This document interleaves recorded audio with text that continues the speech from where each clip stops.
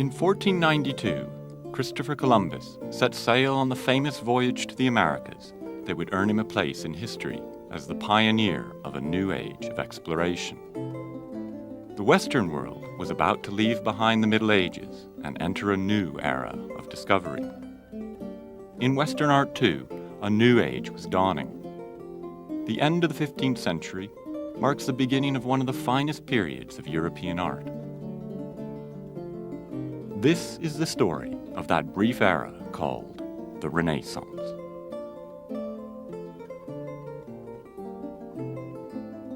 The Renaissance is really the period when things certainly come together for art history. It's one of those moments we remember, like Impressionism, as being particularly important, because not only do we have patrons who are prepared to pay for art, but we have amazing artists who are prepared to produce the things which their patrons want them to do. I'm talking about figures like Michelangelo, Leonardo, Raphael, Titian and Holbein, these great artists who worked for the famous princely and papal patrons of Europe in the 15th and 16th centuries.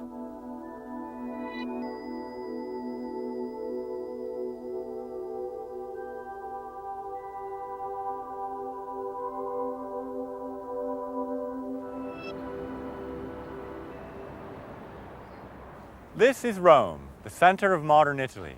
And of course, in ancient times, it was the center of the greatest empire that Europe had ever seen, the Roman Empire. Around 1500, the papacy was growing much stronger. Its wealth was increasing, and its popes became incredibly ambitious, both in terms of art and politics. Also at this time, through the rediscovery of classical literature, artists were beginning to be regarded as what we now call the genius. In other words, they had powers of a sort of divine frenzy that led them to be able to create at a level unheard of before in Gothic art. Artists such as Michelangelo, Bramante, and Da Vinci launched into enormously ambitious projects, many of them funded and backed by people such as the Pope.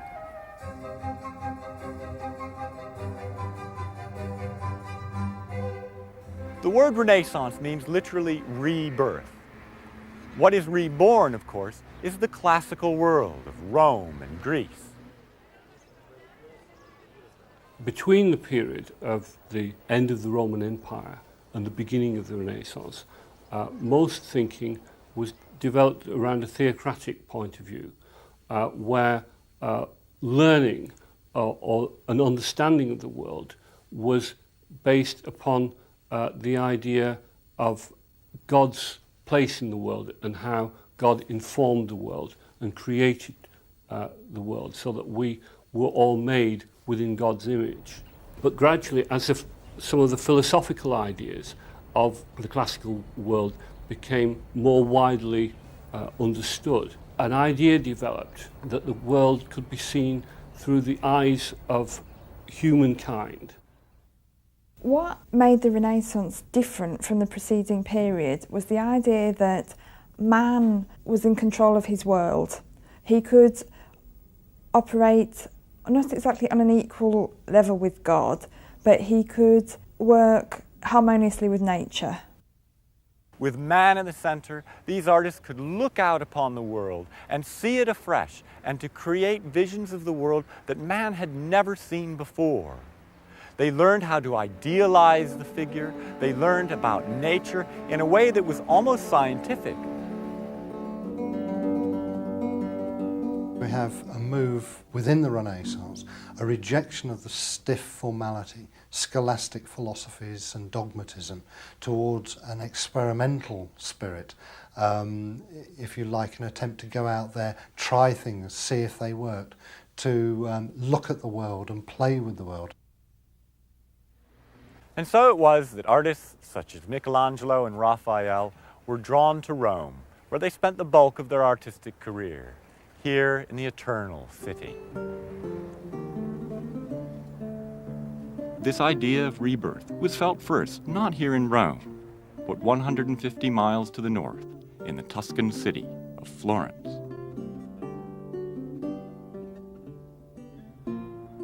An attractive, prosperous city today, Florence is famed the world over for its art galleries and museums. with hundreds of great works on display, created by artists who lived and worked here.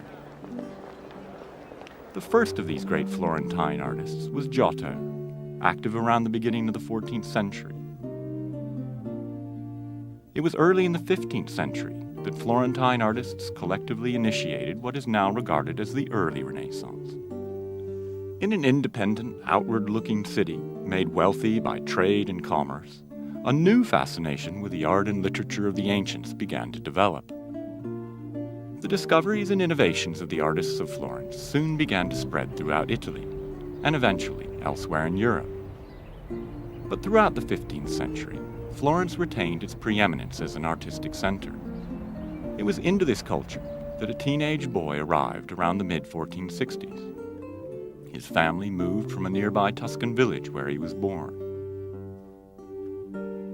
A precociously talented youth, he would take advantage of the opportunities for learning afforded by Florence and developed into one of the most admired and sought-after artists of his time, Leonardo da Vinci. As a painter, Leonardo certainly did deserve his reputation. He was an innovator in all sorts of ways. And one of the significant things about his paintings is that he was moving from the very stiff, very formalised composition of paintings, which was current up to that point, to something much more fluid, much more evocative.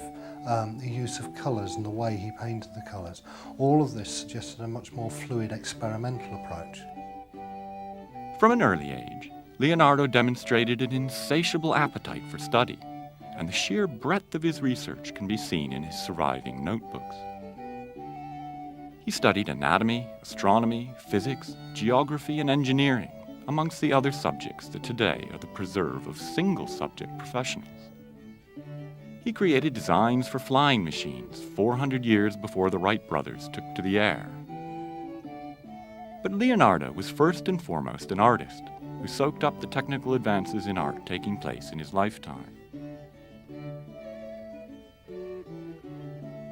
His unfinished Adoration of the Magi, now on display in the city's great Uffizi gallery, displays his early mastery of the new science of perspective and his dramatically solid, authentically posed figures, all arranged in the satisfying pyramid design which had been pioneered by Botticelli in his Adoration of the Magi, also in the Uffizi. Leonardo's Adoration would remain unfinished, however, since 1482 would see the young artist leave Florence to enter the service of Ludovico, Duke of Milan, where he would remain for 18 years. He worked as the Duke's chief engineer and architect, whilst at the same time working on sculptures and paintings. He continued to indulge his powerful passion for research, most notably his study of nature and the human body.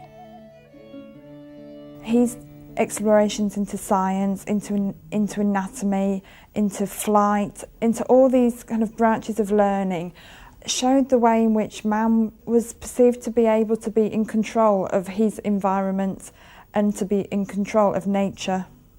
This can be seen in Leonardo's painting of the Last Supper, which was regarded as a revolutionary work.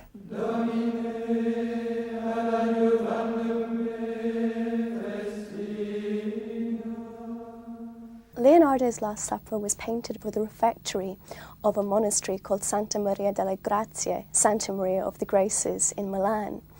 And it's a work which has been famed ever since the moment of its conception. People who were in Milan in the 15th century were commenting about its marvels.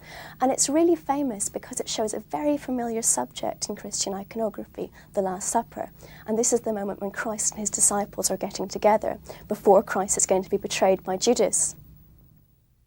Up to that point, artists would have treated the 12 apostles as isolated individuals, and they would each have been formally painted in their own right. But what Leonardo did was grouped them into dynamic groupings of 3, and these were arranged around the figure of Christ and framed the figure of Christ.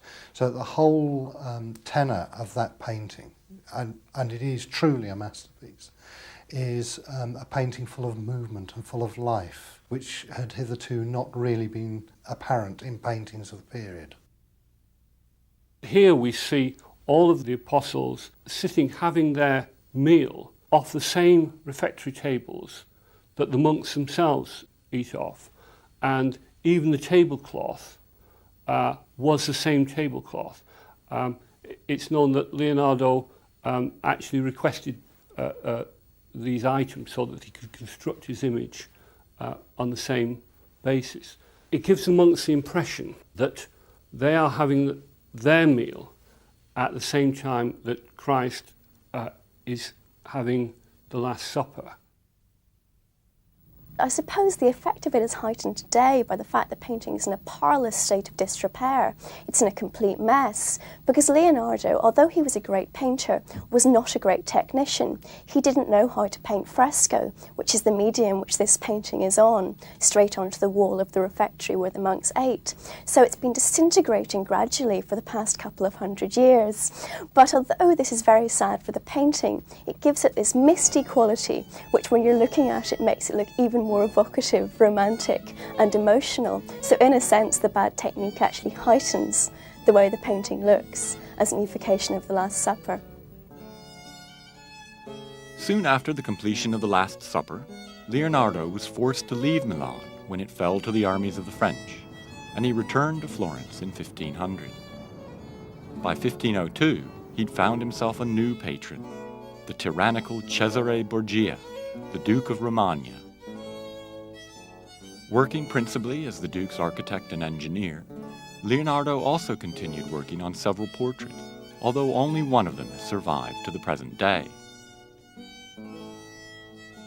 Now on display in the Louvre, Paris, it captures Leonardo's memory of a haunting smile he once found on a Florentine woman of his time. The Mona Lisa is perhaps the most famous of Leonardo's paintings. It's, in fact, so famous, it appears in images throughout the world, possibly more than any other painting that's ever been produced. We're so used to seeing it in reproductions, on T-shirts, in ads, in anything, that we forget that actually it's a really, really tiny picture. It's very small. And who is it? That's the question that people always ask, because the lady in it has this famously enigmatic smile.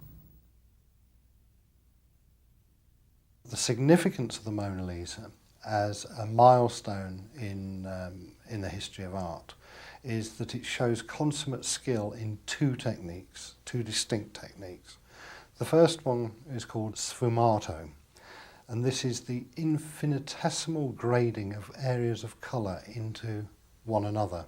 And what this gives is a rather dewy picture, a smoke-filled scene, soft, without hard edges.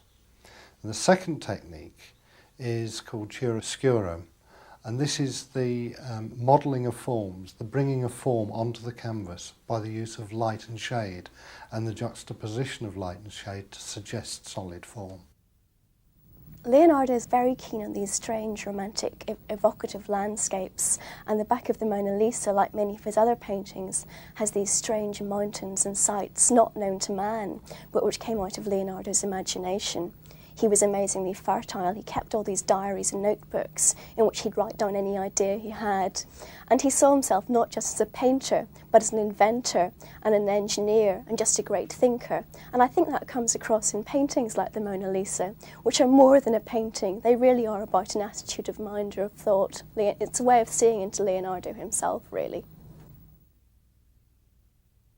The Mona Lisa, again, has a problem because in a sense it needs cleaning, but it's rather regarded almost as too valuable a painting even to touch, so that if it was cleaned, we perhaps would have a much more definitive view of how he constructs the recession within the paintings and things like that.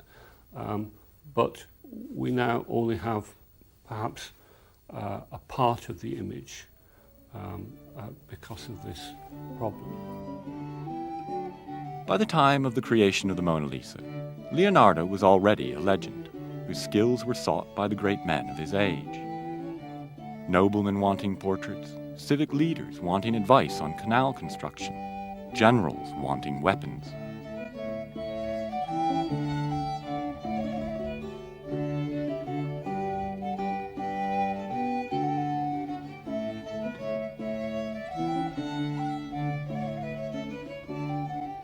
Leonardo's fame and genius meant that he had no shortage of projects to turn his mind to.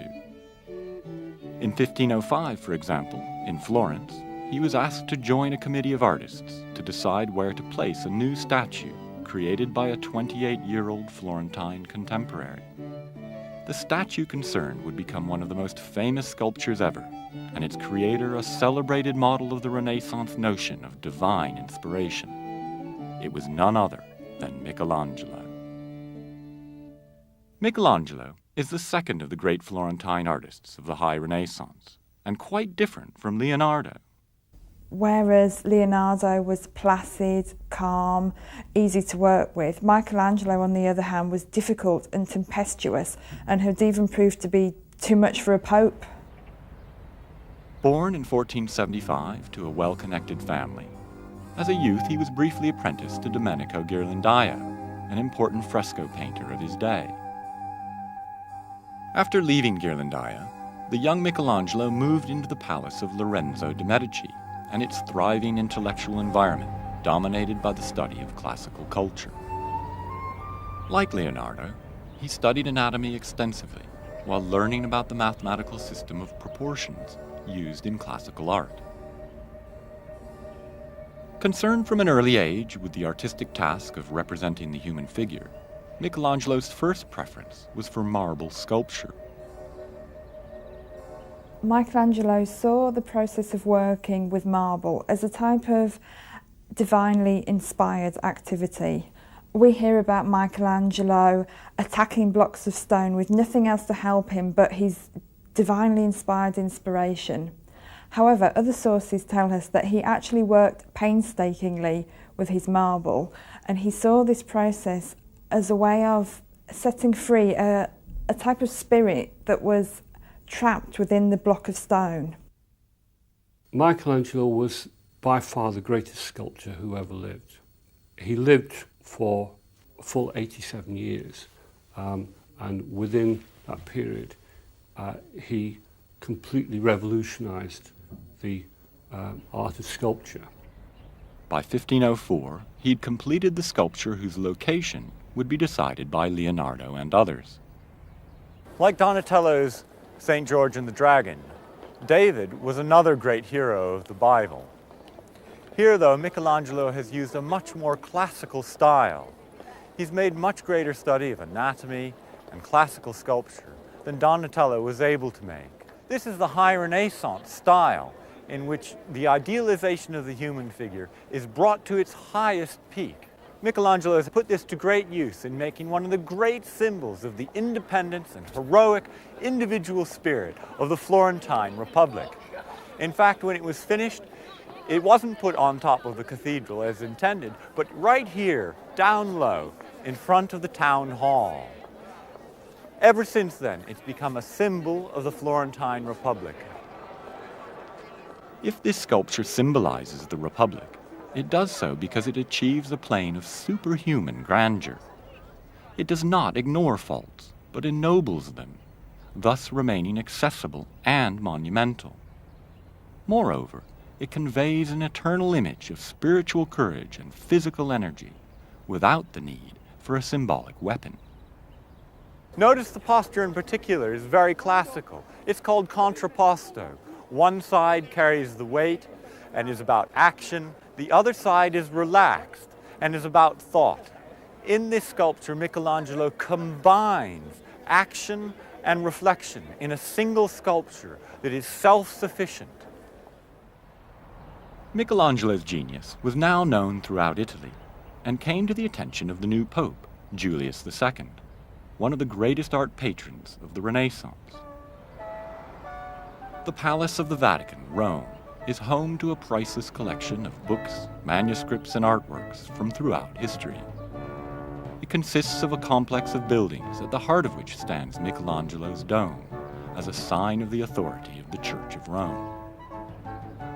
Before designing this dome, however, Michelangelo worked in the tall open hall designed by Sixtus IV for the conduct of papal ceremonies. This Sistine Chapel was to be the location of one of the most extraordinary feats in Western art history. By the early 16th century, its walls had already been painted by artists such as Perugino and the great Botticelli, but the ceiling remained blank. It was Julius who proposed that this ceiling should be painted by Michelangelo. And although Michelangelo thought of himself primarily as a sculptor, he was reluctantly persuaded to take on the new challenge. In 4 years of solitary work between 1508 and 1512, lying on scaffolding flat on his back, Michelangelo used the technique of frescoing, applying paint to wet plaster, to produce a masterpiece of crisply rendered muscular figures. The Sistine Chapel ceiling remains one of the more memorable creations in Western art, but remarkably, it was not the only momentous art being produced in the papal palace at the time. In 1509, Pope Julius commissioned another series of frescoes for a suite of rooms within the Vatican. To carry out the work, he chose a 26-year-old artist who had trained in Perugia. He is now regarded as the third great artist of the Florentine High Renaissance, Raffaello Santi, or Raphael. Raphael of Urbino was one of those very particular talents. He was a contemporary of Michelangelo's and of Leonardo. I don't think any of the three of them really got on. They were all such big artists that they felt they were, crowding each other out. But Raphael was from Urbino, which was near Florence, but the real moment in his career came when he went to Florence at the turn of the 16th century, where he was able to see the work that Michelangelo and Leonardo were doing in the council hall in Florence. He was very much influenced by that. Raphael is often thought to be the pinnacle of all Renaissance artists, in that he combined all of the best parts of the other famous Renaissance painters without what was at one time considered their faults. Raphael's painting became, particularly in the 19th century and the early parts of the 20th century, almost the icon that artists were to aspire to. Raphael's greatest achievement within the Vatican can be seen within a room known as the Stanza della Segnatura. The subject matter for these frescoes was about the intellectual pursuit of man, such as theology, law, philosophy, a whole range of academic disciplines. This theme fitted in very well with the purpose of this room, which formed part of the suite of papal offices of Julius II. An important feature of this room was Raphael's School of Athens, whereby various philosophers exemplify their particular ideas and particular thoughts by their gestures and by their facial features. Frescoes such as this, and others, such as the nymph Galatea, which can still be seen in Rome's Villa Farnese, would have been enough to secure him fame within his lifetime. But it is not for these that Raphael is best known, but for a series of paintings executed during his earlier period in Florence. Having arrived there at the age of 21, into an environment dominated by Leonardo and Michelangelo, he quickly produced a series of images of the Virgin Mary that have become a standard for such devotional work. A superb example of Raphael's Madonnas can be seen in the Uffizi in Florence. It's entitled The Madonna of the Goldfinch. The Madonna of the Goldfinch, this was painted shortly before he left for Rome in 1508. It's a triangular composition that allows Raphael to create a completely stable, unified composition. This painting was painted for a man called Lorenzo Nasi, who was a great familiar of Raphael's, and it's a little Madonna with Christ Child and St John the Baptist. And it's a beautiful composition. It's very, very sympathetic. The Madonna has a lovely, lovely face. It's in a gorgeous setting. It's something to look at, which you would gain a lot from each time. But we also forget that it's a religious image. And this painting really was meant to show an apocryphal, that is a made-up moment from the Gospels, when the little baby John the Baptist was meant to have gone to baby Christ and asked him about the mystery of the Passion. And when he brought with him a goldfinch, which is a symbol of the Passion, and this painting with these two beautiful infants is meant to symbolise them both knowing that actually they're going to suffer horrific deaths for Christianity. So for people looking at the painting, they could appreciate the beauty of it and also the religious sentiment. So it had a twofold purpose. It's a very, almost a sweet sort of image. It's an image which has come down to us as a kind of totem, almost, of what pictures of the Madonna are. And Raphael was the painter who was able to encapsulate this most within his painting. Although Raphael's fame stemmed primarily from Madonnas such as this, and from his Vatican frescoes, he also executed several important oil paintings, notably of the two popes who patronized his work, Pope Julius II, whom he painted in 1511, and his successor as pontiff, Giovanni de' Medici, or Pope Leo X.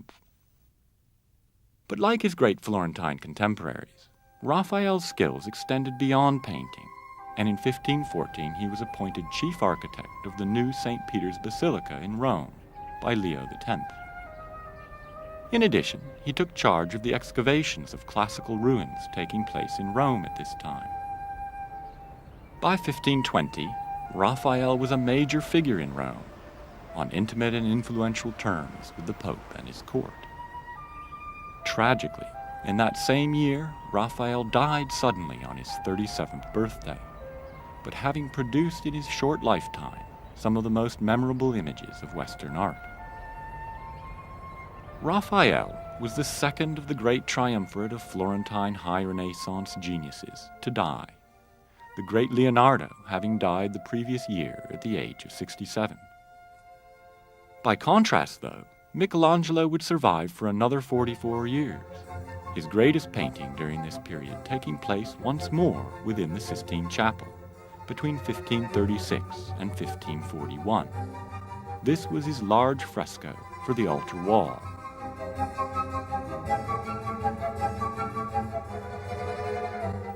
The Last Judgment, in fact, is the most apocalyptic of all of his paintings. So much so that when the painting was unveiled, the Pope was supposed to be actually terrified of the image. It was far more dramatic, far more emotional than he'd ever envisaged that it would be. Traditionally, Last Judgments were very iconic. They showed Christ in glory and him sending people down to hell or up to heaven, depending on whether they'd been good or bad in their life. But Michelangelo's painting has got much more movement in it. It's full of life. Things are happening all over the place. He puts in a scene from Dante's Divine Comedy. That's of Chiron, who was the ferryman bringing the souls of the damned over to hell. And that's actually from classical mythology, but Michelangelo incorporates it in The Last Judgment, which of course is in the centre of the papacy in Rome. And he also paints himself very curiously on the flayed skin of St. Bartholomew, a saint who'd been martyred most horribly by having his skin all cut off. And Michelangelo places himself there, which has been used as an example of what despair he might have been feeling when he was painting this Last Judgment, which he was very unhappy to be doing it. He was doing it as a great favour for the Pope. His mind had very much darkened, his ideas had very much darkened from the period 20 years previously when he was painting the ceiling. When we look at the ceiling, it's a very affirmative image. It creates this sense of the greatness of God and the universe that he created. But The Last Judgment is a painting which underpins this notion of the frailty of mankind and of how judgment will come to all of us.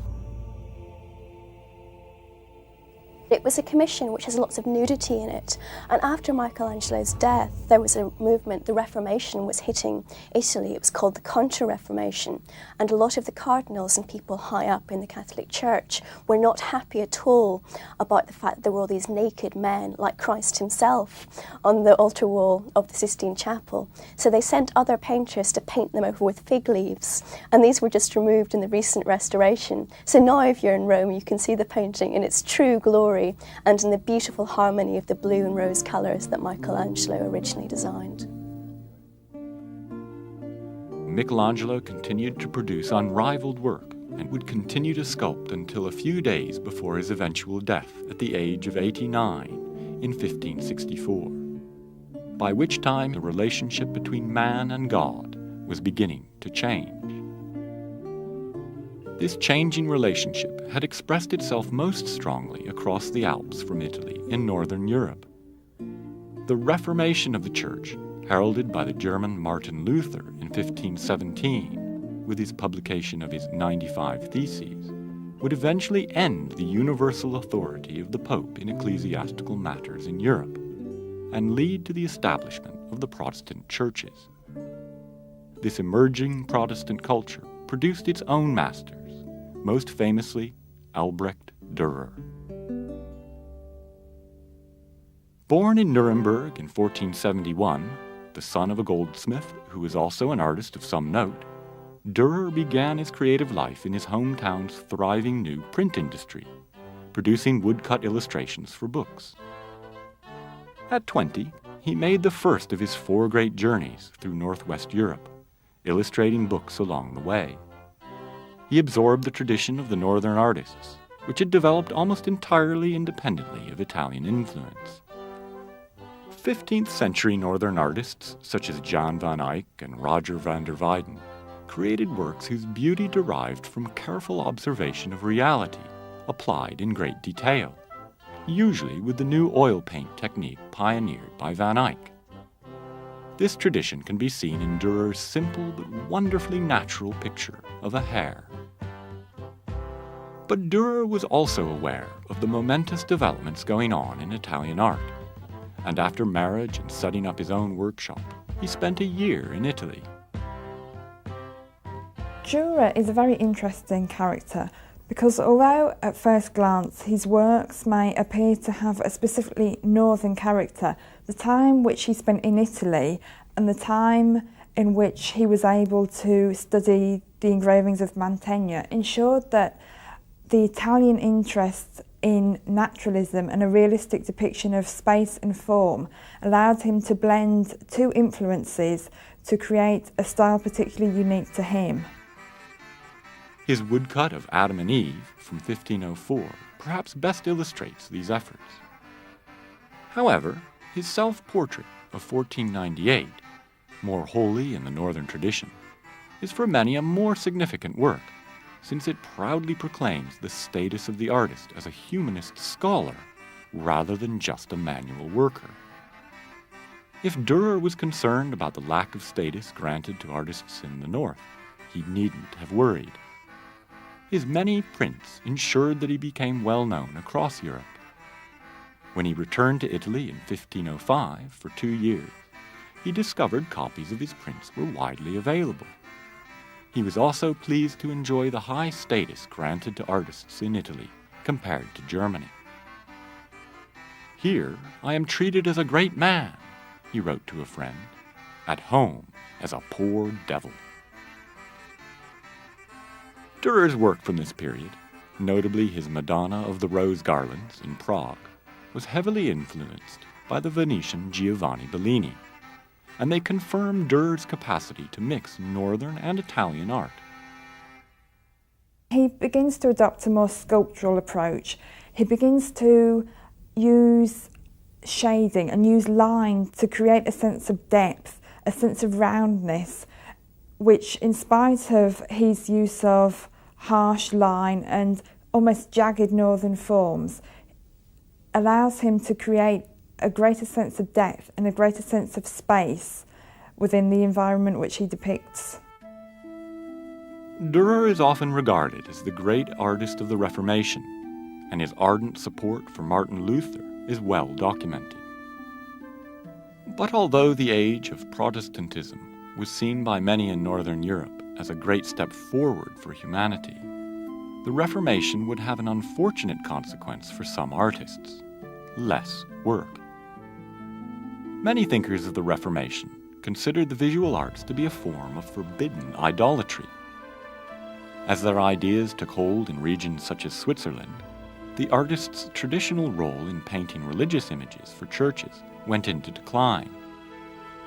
If the artists were to thrive, they would have to find new roles. One such role was that of portraiture, and in Northern Europe, the greatest portraitist of his age was Hans Holbein. Hans Holbein the Younger was the son of another painter, and in fact he was trained as a goldsmith. He mostly worked in his early life in Basel in Switzerland, and he produced illustrations for printers, but with the Reformation making life rather turbulent in Europe at the time, he came to London. Holbein eventually became the court painter to Henry VIII and set about producing a series of portraits that capture the spirit of that tumultuous era in English history.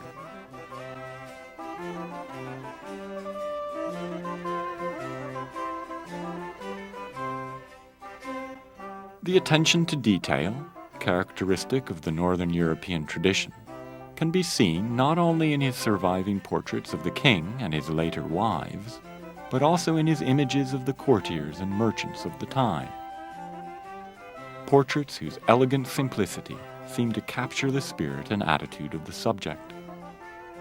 The National Gallery in London is home to one of his best-known portraits, The Ambassadors. It represents the ambassador to France in 1533, a man called D'Anville, and his friend who was a bishop called Georges de Selve. And Selve probably came to visit his friend D'Anville in London in April or May 1533, and the painting is a very, very important sort of, it's like saying this meeting happened. It shows what they did when they were in London. And it really tells us a bit about the men who were members of the French nobility, very, very, very high up, and their interests, because the painting is very famous for the number of objects it represents between these two figures. What we see in the painting are images of globes which show their worldly power and influence. We see books, one of which is entitled Arithmetic for Merchants. We see the latest theological treatise from Martin Luther. We see all of their ideas within this Renaissance world that they inhabit. And yet also what we see is a lute on the lower shelf behind them. Curiously, the lute has a broken string, which has a rather deeper meaning. And the main feature of this painting, apart from the two men, is the strange distorted skull in the centre of the image right on the floor. And the curious thing about this skull is that you can only see it properly from an angle, and it would be seen as if you were coming up a stairs and suddenly you would see the skull in front of you. You wouldn't see it, and suddenly there it would be there. So it's a very sudden, immediate response that someone looking at the painting would see. What all of these details are telling us is that life in itself is still transient, so that Holbein tells us both that the two people he paints are the members of the very pinnacle of society, but also that they, along with all of the rest of us, are mortal men, and that life will pass. If Holbein was the undoubted master portraitist of his age in Northern Europe, among Italian artists of the time, that honor goes to Titian, who hailed not from Florence, but from Venice.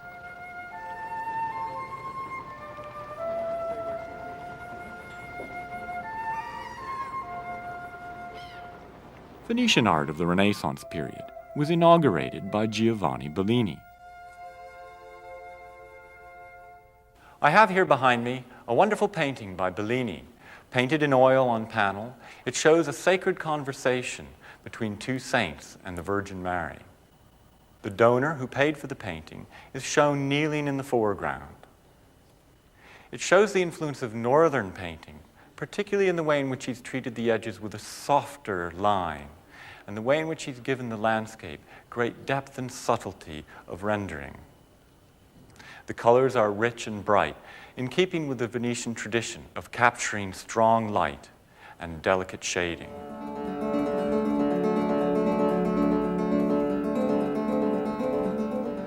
Born around 1480, the young Titian studied with Belini, where he absorbed his master's ideas on color and space in a series of large altarpieces.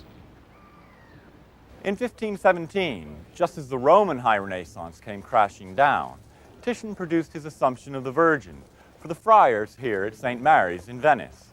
It's a monumental canvas and established his reputation as a young man.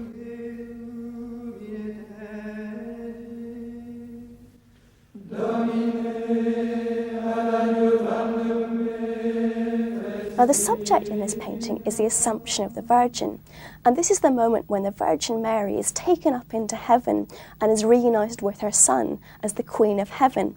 Now, Titian's painting is amazingly dramatic, but what's great about the painting is there's this pyramidic movement in the centre of it, of the Virgin and the saints who are watching her ascension below her, staring up at her. So the painting is very, very strong, and it's just stunningly beautiful. Bright colours, blues for which the Venetians were particularly famed. So the blues and the reds make this painting even more dramatic than it would be otherwise. What Titian then did was he painted a much more dynamic image than had ever been produced before. The prior German of the Church of the Frari, he was expecting a rather calm Renaissance image. What he got was a Baroque painting, but it was a Baroque painting painted 100 years before the Baroque period actually began. Titian's way of painting is very different to the Central Italian way of painting of Michelangelo and Raphael. The Venetians were very, very keen on colour, on texture, on landscape, whereas in Central Italian painting you're more likely to find strong emotion and movement. And as a result, we tend to think of the Venetians today as not being as good painters as Michelangelo and Raphael. Like other High Renaissance painters who lived well on into the 1500s, Titian began to play with High Renaissance stability and composition. For his painting St. Mary with Saints, with the Pizarro family, also here in St. Mary's of the Friars in Venice, he put the Virgin acentrically on the canvas, placing her to one side. This striking new composition raised quite a few eyebrows, and indeed it led critics to observe that Titian, just as Michelangelo, could have his mannerist tendencies. Despite his fame, which lasted until his death, it's possible that Titian's status as the leading Venetian artist of the Renaissance would not have been achieved if one of his contemporaries had not died so tragically young. Giorgio Barbarelli, known as Giorgione. This is the Accademia Bridge in Venice, and nearby are some of the best works by Giorgione. Giorgione was a contemporary of Titian, though he only lived until his mid-30s. Nevertheless, Giorgione sees the world through very different eyes than his master, Belini. The Sleeping Venus is the first painting of modern times to take as its subject matter the female nude set against a landscape. And Titian borrowed the pose wholesale for his own classic nude 3 decades later. Giorgione and Titian are very interesting artists for the fact that they had the same teacher, Belini. Giorgione was significant because he introduced a new theme to Italian art. He introduced more secular and pagan themes, such as love and even eroticism. Giorgione introduced the female nude, which was to be fundamental for the rest of Western art. Giorgione's greatest work, The Tempest, in the Galleria dell'Accademia in Venice, is especially interesting for two reasons. Firstly, Giorgione used a new type of highly opaque oil paint that he had developed. This new paint enabled modifications to be made during the actual act of painting. We know this for sure in the case of The Tempest, because X-rays have revealed that where the soldier now stands, there was once a second female nude. The second innovation relates to the subject matter of the work. If the painting illustrates a story, no record of that story survives. The woman and child in the painting may indeed be a virgin and child, and yet it's highly ambiguous and enigmatic. What we have here is perhaps the appearance of a more humanist sensibility in Venetian painting. The storm that's brewing in the sky behind these figures is threatening, and it seems to place man at the center of concerns. Nature is not seen or interpreted here through Christian symbolism. Giorgione, therefore, is enormously important. He struck up a new aesthetic in painting that involves landscapes and figures in a picturesque scene that is both moving and beautiful at the same time. That the artists of the High Renaissance were able to achieve so much in such a short period of time perhaps gives us as good an indication as any of the vitality of the times in which they lived. The High Renaissance remains remarkable for achieving a more human and a more superhuman image of man. While the politics of the age were far from ideal, the arts in Florence and Rome compensated with awe-inspiring glimpses of a perfect world of grace, harmony, and heroic beauty. In Venice and Northern Europe, the early 15th century presented a moment in which man's most complex emotions were conveyed with clarity and dignity. Inspired by classical culture, the masters of the Renaissance created works which continue to invite and haunt man's most profound aspirations.